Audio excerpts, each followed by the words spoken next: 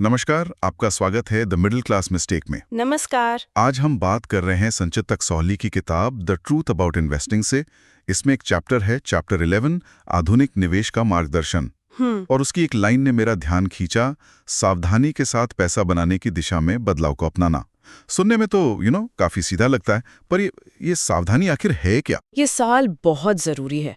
देखिए, ये चैप्टर उन नए जमाने के निवेशों की बात करता है जो रातों रात अमीर बनाने का वादा करते हैं। अच्छा। लेकिन उनमें कानूनी सुरक्षा की मतलब कोई गारंटी नहीं होती और नतीजा होता है बहुत बड़ा जोखिम। और मुझे लगता है इसी से जुड़ा है इस चैप्टर का सबसे बड़ा खतरा, मिथक 93। हाँ, वो ये है कि नई टेक आधारित निवेश योजनाओं में मोटा पैसा बनता है। तो ये जो लुभावनी स्कीमें हैं, ये निवेशकों को फंसाती कैसे हैं? चलिए इनके काम करने के तरीके की परतें उधेड़ते हैं।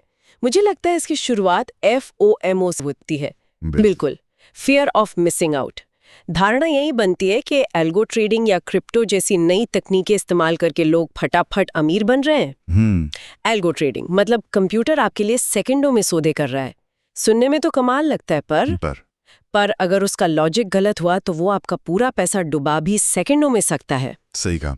और सोशल मीडिया पर तो ये आग की तरह। बिल्कुल, आग की तरह फैलता है। लोग अपने प्रॉफिट के स्क्रीनशॉट डालते हैं, रातों रात अमीर बनने की कहानियां सुनाते हैं, और उसे देखकर लगता है कि बस हम ही पीछे रह गए हैं।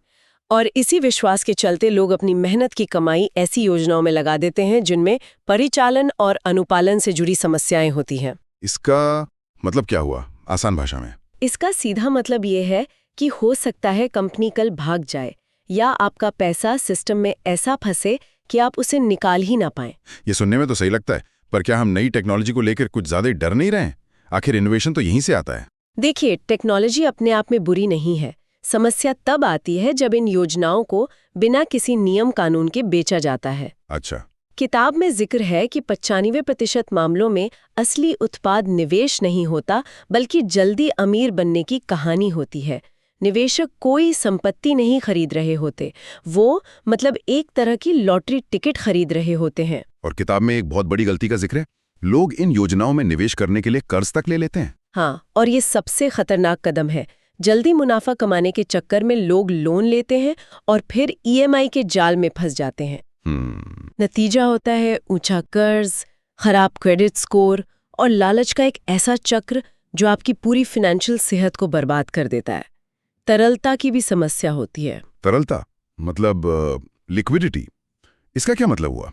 कम तरलता का मतलब है पैसा डालना तो आसान है, पर जब आपको जरूरत पड़ेगी तो उसे निकालना लगभग नामुमकिन हो सकता है। ओह। आपका पैसा एक ऐसे वन वे टिकट पर है जिससे वापसी का रास्ता शायद हो ही ना। ये तो काफी डरावना लगता है। अगर कोई इस लालच के जाल में फंसने से बचना चाहे तो किताब में क्या कोई प्रैक्टिकल तरीका बताया गया है? हाँ, और वो बहुत साफ हैं। किसी भी आकर्षक योजना को 3 पैमानों पर परखें। सुरक्षा मतलब सेफ्टी, ठीक है। तरलता यानी लिक्विडिटी, और होल्डिंग पीरियड। एक चेकलिस्ट बनाएं, और अगर फिर भी आपको प्रयोग करना ही है तो अपने पोर्टफोलियो का एक बहुत छोटा हिस्सा, जिसे हम खेलने वाला पैसा कह सकते हैं। बिल्कुल, वो पैसा जिसे गंवाने के लिए आप पूरी तरह तैयार हों। और सबसे जरूरी, किसी अच्छे वित्तीय सलाहकार से बात करें। तो कुल मिलाकर नई तकनीक से ज्यादा रिटर्न का जो आकर्षण है वो अक्सर कम तरलता, ऊंचे जोखिम और कर्ज के जाल की ओर ले जाता है। कुछ महीनों का लालच आपके सालों की मेहनत पर पानी फेर सकता है। सही कहा। बिल्कुल। और जाते जाते सुनने वालों के लिए एक सवाल छोड़ जाती हूँ।